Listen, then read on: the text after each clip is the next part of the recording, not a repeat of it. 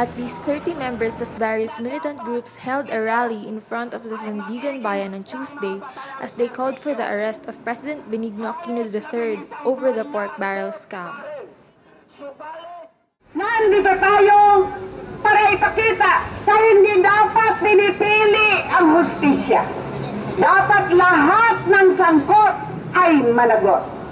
Sinabi nga ng Supreme Court, unconstitutional, illegal ang PIDA at ang DAP.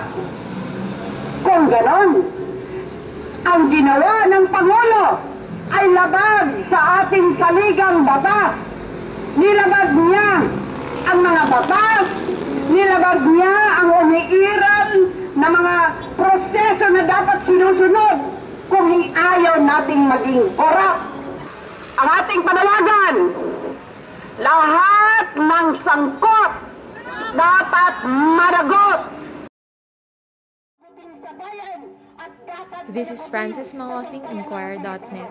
Magandang umaga sa ating lahat.